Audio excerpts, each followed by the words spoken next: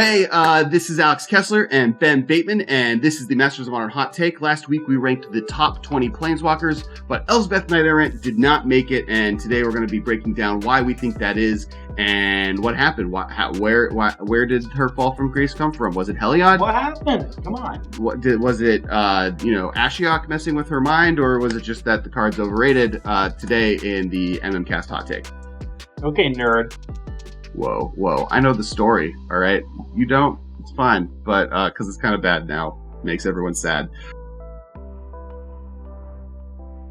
And last but not least, least because it's the 21st in the top 20, Elspeth Knight Errant. It's insane. Do you know how crazy it is to think about the fact that Elspeth Knight Errant is not even making the top 20? And Alex, when we started the show, back in 2015, we had conversations about the top Planeswalkers, and Elspeth Knight Errant was consistently considered to be one of the three best Planeswalkers ever printed. Like a clear top three option. Like at the time, it was probably like Liliana and Karn and Jace and Elspeth Knight Errant were probably like the four considerations to be in the conversation at that time. I mean, I think for a while it was number three, right? Liliana the Veil and Jace and Elspeth were the three best Planeswalkers historically, and just kind of it held on to that.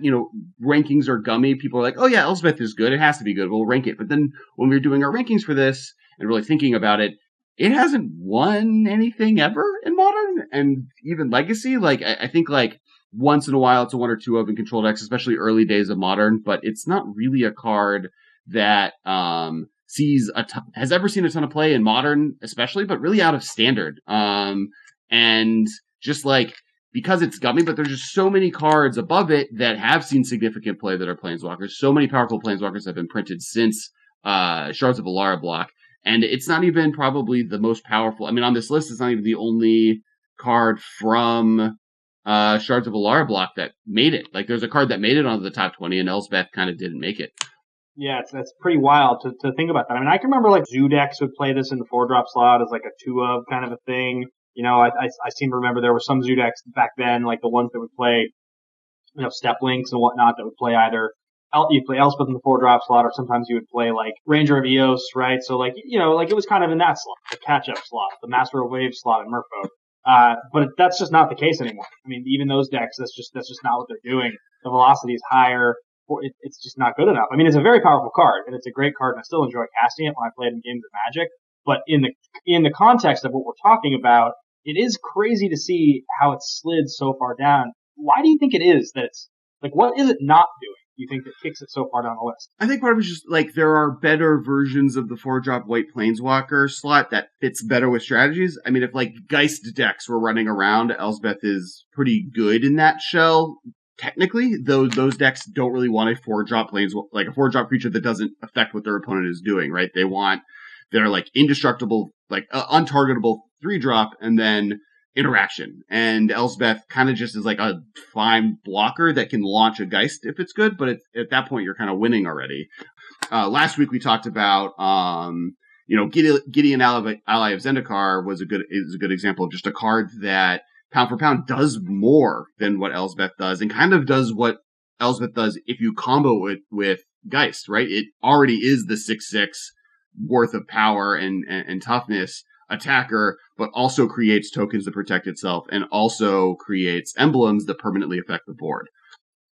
Yeah, it definitely seems that way. I think, the other thing, talking about kind of what the card does versus what the card doesn't do, you mentioned it a second ago when you said interaction. If you think about the way Planeswalkers were previously designed prior to the static ability Planeswalkers, the minus ability on a Planeswalker usually represented effectively like an overcosted version of a spell, right? So like in the first Kiora we ever got, the minus was just kind of expensive explore. If you like, I think that's kind of the nature of most Planeswalkers, right? If Jace Valeran's minus ability is you draw, you're paying 3 mana to draw 1 card. It's a bad spell. Maybe it gets killed on your turn. The point is, there isn't a minus ability on this card that's going to affect your opponent's board in any kind of significant way. Whereas like so many of the ones that come down now, static ability is, they can't cast spells at instant speed. They can't draw more than 1 card. They lose abilities on their permanents, things like that. And that's so meaningful. That matters so much more. You're spending 4 mana now because Modern is a format that by the time you're casting 4 drops, a lot of the decks in Modern are in checkmate. They're just going to win on their turn, and you can't really afford to just make a 1/1 or jump a creature. That's just not really that's not what decks do anymore. Yeah, and like they're just, I think, yeah, it's just been vaguely outclassed. I also think maybe just it was always overrated, right? Like in Standard at the time, it was really good, but it was also a Planeswalker, so it was expensive due to the fact that it was a mythic, new character, extremely popular character, did powerful things, had an emblem, like was the first Planeswalker with an emblem on it, right? It wasn't even called an emblem back then because it was the only thing that had the ultimate that just was permanent, and they eventually needed to create a rules mechanic around that. In Standard, she was good, but like even her entire run at Standard, Jund was the best deck, right? Like it wasn't even like blue-white mythic or blue Bant was like eventually really good. But even paired with Jace, she didn't dominate the format, and it was only until the next year where Gideon Jura, another card that ended up not making the list, I don't think. Yeah. All right, I love Gideon Jura. Which I think Gideon Jura is a better card than Elspeth Knight Errant, right? Even at Standard, it was more dominant alongside Jace than Elspeth was alongside Jace. And just like something about this card has always kept it high in people's minds when it's never really had the success that deserves that title as being a top, not even a top 20 Planeswalker, but for a while it was top 3, right? It was Liliana, Jace, and her.